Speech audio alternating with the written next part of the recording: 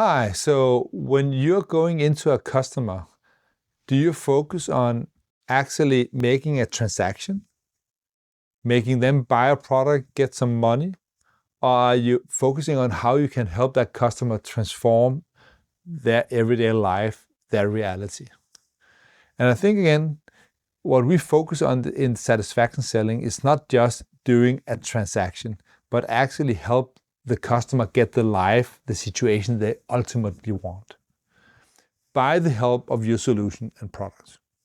And it's very simple idea. It's not that easy, but it have the potential to create a very different level of value for your customers. And we have this idea that if you create value for your customers, there's a much bigger chance they will be willing to pay a fair price so that you will also end up having a profitable business. And this is what we will be discussing in this podcast today. So you could ask yourself, so what is the real difference between a transactional process and a transformational process? I think, again, most salespeople run the risk of ending up being too transactional because, they have this product, they want customer to buy it. So they basically is thinking about how can they develop strategies so that they can move this product to the customers. And I have worked with different companies, where they have really skillful professionals with really great knowledge selling to retail shops, which then again sell to their customers. And often, they are being promoted to go out and run this campaign for this product this month. And they are equipped with the benefit and the features and the discount scheme. And so the whole meeting is about how can you convince the customer to buy this new model in this quantity now.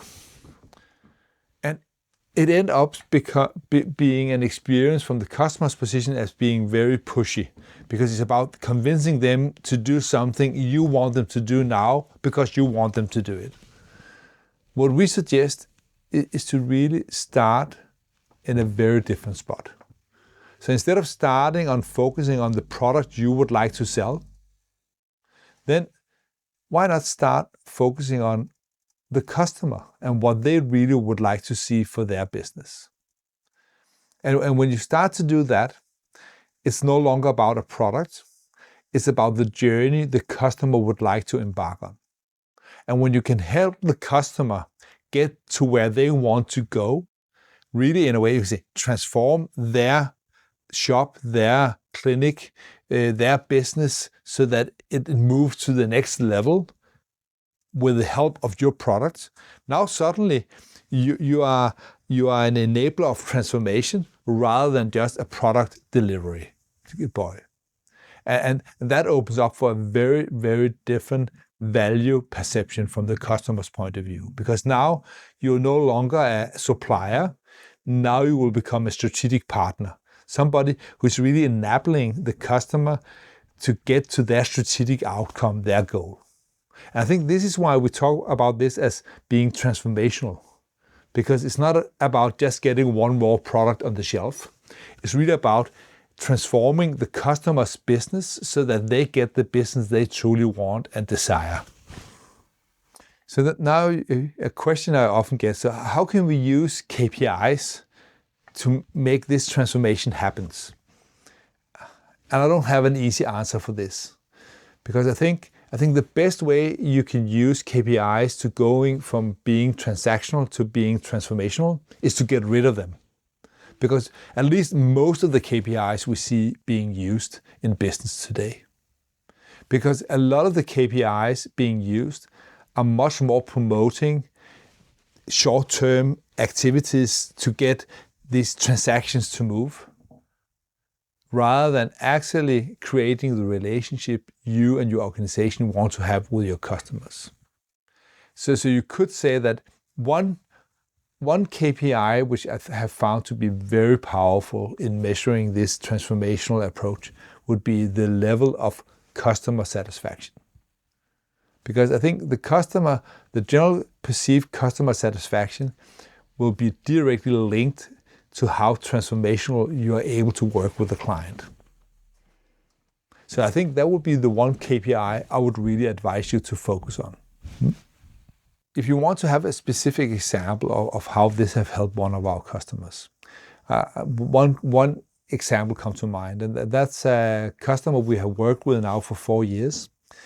And this specific customer is supplying goods to clinics that then again supply this product to their customers. And for years and years and years, they have tried to get their product into this clinic. And they were just faced staying on a share of wallet of around 5% for this clinic. And they tried everything. They went in with presentation and lunch meetings and all kind of different things to push their product, and nothing actually really moved the needle for them. Then one day they say, well, maybe we should try what we have learned in the Acuity training. And then they went in, and instead of presenting another product or another bonus scheme, they just basically leaned back and say, okay, thank you for seeing us today. And I think today we want to have a more strategic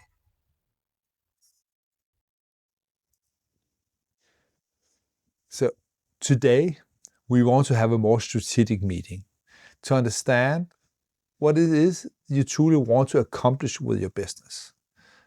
And then they went in and started out with the 7 C's, understanding what is it that the customer already liked about their clinic, what ambition did the clinic owner have looking 3-4 years into the future, and what was it that he actually wanted and needed from a supplier like them to really help him transform his business into the ideal version of his clinic. And by having this approach, they saw within 3 months their share of wallet went from 5% to over 50%. Because suddenly, in a way, the whole relationship transformed from being a supplier to actually being a strategic partner. I think you can do that as well in your industry. Maybe you're already now thinking about where you could go in and start to, in a way, create a rebirth of the whole relationship you have with your clients, so that they don't no longer just stay a client, but maybe they even transform into a positive activist on your behalf. I think this is really powerful, because when your customers become your positive activists, they help you get the next customer, which then again help get you the next customer, and so on. So this is not only transformative for your customers, it will also transform your business. There's always a lot of noise in business and in sales and in life in general, Henrik. How do you filter out that noise? To do this and do it well, you need to understand what is actually signal and what's noise in the system you're operating within. It's too easy to get caught up or be distracted by all the noise. And if you want to be really, really good at focusing on the signals, you have to really understand what is valuable to the customer, so that you can focus your attention in the meetings with the customers on the things that actually will create value for the customer. Because when you do this through time, you will end up with more value yourself. So I think in this context, this is how you do that. So again, you could ask yourself now, so what is it that I can do to move from this transactional approach to transformational approach? I think go slow. And I think maybe just select 1 or 2 clients this week where you could start to have a different discussion. So instead of starting out with what do you need, maybe you could start out with a different question, which is, wow, what is it that you truly want? And then lead from there. Because that would lead to, again, different discussion. It will lead you to gain different kind of information, which will again lead to you being able to design different solutions, which will help the customer end up not just having another problem solved, but actually getting what they truly want. So maybe you can start with yourself. So instead of asking, what do you need? You could maybe ask yourself, what is it that you want for the next 2-3 years? And imagine that you could be there in 3 years from now. Why is that important to you? What is it that you would get from that? What value would that have for you as an individual? And again, if I could help you go there, would you be willing to pay for that? Most likely, yes. The good news is that I already gave it to you right now for free. So just go and do it. See you next week on Person Selling Weekly.